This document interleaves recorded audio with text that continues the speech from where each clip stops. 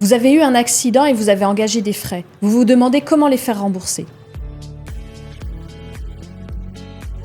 Je suis Audrey Bernard, avocat spécialisé en réparation du dommage corporel et j'interviens exclusivement aux côtés de victimes. Il faut, dès le début d'une procédure, penser à garder vos justificatifs, car celle-ci peut durer plusieurs années et reconstituer des dépenses a posteriori est la meilleure manière de ne pas se faire rembourser l'intégralité des frais. Deux catégories de frais, en réalité, vont être examinées. Les dépenses de santé, tout d'abord. Cela correspond au montant non remboursé par votre mutuelle. Il est donc important de conserver les relevés de prestations. Ensuite, deuxième catégorie, les frais divers. On place ici tous les autres frais, comme par exemple l'assistance par un médecin lors d'une expertise médicale, mais aussi les frais de déplacement. Et pour cela, il faut dès le début avoir le réflexe de les conserver, de les noter. Je conseille souvent de faire un tableau comme lorsque l'on est en conduite accompagnée, avec la date, la raison du déplacement, le nombre de kilomètres parcourus, pour qu'ensuite on puisse faire nos calculs avec l'aide de votre carte grise. Il faudra ensuite réunir les justificatifs de parking, de péage, de billets de train ou d'avion. Mais il ne faut pas joindre les justificatifs d'essence, car ceux-là seront intégrés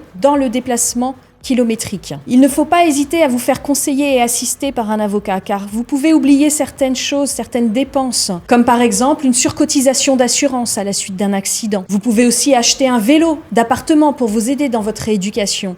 Et ne pas penser à conserver le justificatif. Si on récapitule, il faut conserver tous vos justificatifs. Et ne pas hésiter à prendre conseil auprès d'un avocat qui, lui, fera le tri et vous aidera, négociera avec l'assureur pour obtenir l'intégralité des remboursements auxquels vous avez le droit.